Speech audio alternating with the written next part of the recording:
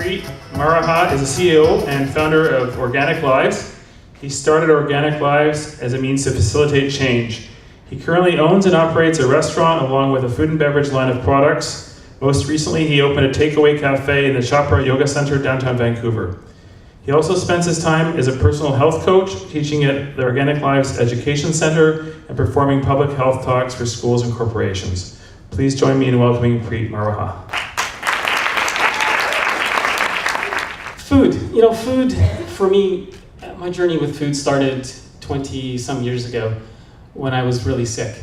And I turned to food to heal myself and really save my life.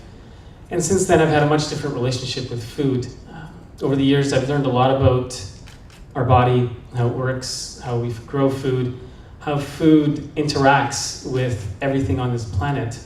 So Organic Lives was really a culmination of my personal journey over the last, how many years it was before that, and a way to bring this idea and notion to people that if we reconnect with the food that we're eating, and I say reconnect because I truly believe that we've disconnected ourselves from the food. We have very little understanding and knowledge of where food comes from, how it's grown, what's in the ingredients of the boxes that we buy. A lot of times we look at the ingredients and go, yeah, I can't pronounce that in the shopping cart. So this was, how do we get people to understand by reconnecting to the food, we can change our health and the planet's health overnight. Because our food is connected to poverty, to hunger, to climate change, deforestation, water contamination, soil erosion, and the list goes on and on and on and on. And everything comes back to our food choices. So Organic Lives was a means of making that change. And this thing started out as an online portal 7 years ago, having just moved here from Calgary. So for those of you that have been to Calgary, the redneck beef capital of the world, 22 years ago when I decided to eat no meat and no dairy, people thought I was crazy. To the point where my parents tried to get me to a psychiatrist because they thought I'd lost my mind. So it was refreshing to come to Vancouver where people actually believed in eating plants and fruits and vegetables. It was supposed to be a resource where people can come, get information, get understanding of what's going on in the world with food. That morphed itself into a buying club, because I started bringing in some different ingredients from different parts of the world. That became an online store, turned into a warehouse, a little distribution place, a commercial kitchen. Then it turned into this location on Quebec and 2nd, which unfortunately just burnt down 3 weeks ago. It's a whole different story though.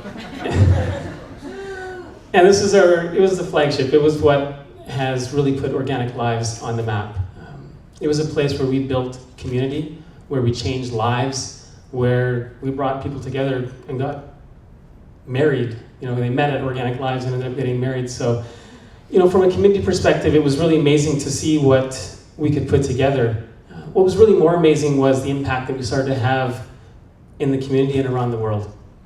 Our mission and vision was really about how do we take people's lives and change them. So it wasn't just about what we did locally, it was about what we did internationally. A lot of our ingredients come from small farms, community co-ops, those type of environments, locally and in developing countries around the world, where we actually get to make a difference in people's lives. So the philosophical foundation of organic, sustainable, fairly traded food that is good for the body and good for the planet is what Organic Lives is all about. And when we say organic, we're not talking about a certification or a logo. We're talking about a philosophical way of growing, right? Because organic has become a logo. It's become a certification, right? We need to get away from that. We need to go back to this real understanding that I can't just plant 200 million acres of corn and call it organic, because it's not organic if we're using organic pesticides, if we're not nurturing the land and the soil that the corn is growing in. So organic is a philosophical way of growing. And sustainability is not just about our bottom line, it's about the impact that we have through the entire value chain. So sustainability for us starts with the seed that gets planted in the ground. And that sustainability flows through the entire value chain until you, the consumer, get the end product, whatever that may be, whether it's a smoothie, whether it's a meal at the restaurant, whether it's a bag of our granola or a bottle of our coconut water, whatever that product may be, that sustainability flows all the way through. And then fairly traded, it's something that's become really well familiar in the marketplace, the concept of fair trade. Some people have termed it fair trade, direct trade, fairly traded. There's lots of different terms that are being used. For us, it wasn't about the term, it was about the end result. It was about what impact are we making in the lives of the people that we do business with. And again, it starts with the farmers and the growers and carries on through the consumers. So we're not charging you double or triple because our product is certified organic and fair trade, right? Because then it's not fair trade to you. We're making sure that the farmers and the communities we work with, lives are actually changed. So it's not this, we're going to buy your product, pay you an extra 10 cents, and let you figure out your life. It's how do we actually change your life? What do you need? What infrastructure, what systems, what processes can we help you implement to change the way that you live so 5 years from now you can have a better house, you can send your kids to school. That for us is fair trade. So that's what this is about. It's about this organic, sustainable, fairly traded food that then is good for the body and good for the planet.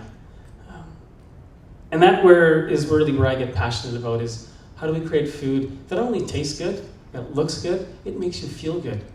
Feel good from after not just eating it, but understanding that this is impacting the world in so many different ways. I don't know how many of you here buy organic. How many people here buy organic? Let me just ask the question. Most of you, fabulous. So you understand the importance of organic, right? We need to get this message to a global perspective and really go, why do we want to buy organic? Right? What impact am I going to make on the world if I switch to organic? And we have a lot of science now that tells us why we should go organic. You know, without getting into a lot of the details and technicalities, if the entire world switched to organic agriculture, we would eradicate global warming. That is the profound change we can have on this planet, just by changing the way we grow food. Because we can sequester 40% of the carbon out of the atmosphere by switching to organic. That is huge. Right? We're trying to find all these solutions for global warming and climate change, and whether you subscribe to it or not, whether we are doing it or not, really is not relevant. There's a change happening. It's recognizable. And if you're not convinced, go to the East Coast and watch the largest iceberg in history floating down. The climate is changing, and we can change it and the direction of it by just changing the way we grow food. Right? How many people here have kids? Right? What are we feeding our kids today? That becomes really another big question. Right? How many people actually read the ingredients on the boxes for the food that they buy their kids? Most of you. Good. This is unusual. Usually when I talk to audiences, it's not the case. Right? But what we're feeding our kids becomes so critical, because I'm a big believer in the children. What I don't believe in is that children are our future, because they are not the future. They are the now. If we don't do something now and today to change their lives, they are not going to change the world. And we need them to change the world in so many different ways. So we have to get really serious about what we're doing with our food and our food systems and understand what we're putting into their bodies. Because the reality is today in North America, 60% of children that graduate high school not only get a diploma, they get some sort of cardiovascular disease along with their diploma. That's 60% of the kids in North America. That is a scary statistic. And it's happening because we are not making more conscious choices. We are not doing our part to change the system that is allowing things like lead and formaldehyde and benzene into our children's food. Right? I mean, as a country, we take lead out of our gasoline, out of our pencils, out of our paint, and we won't take it out of our kids' food. How does that make sense? You know, the only two countries in the world that allow this to happen are Canada and the United States. And we're helping support and perpetuate that. You know, we've allowed this organization like Monsanto to take over our food industry. We're growing, I think, upwards now 300 million acres of genetically modified corn.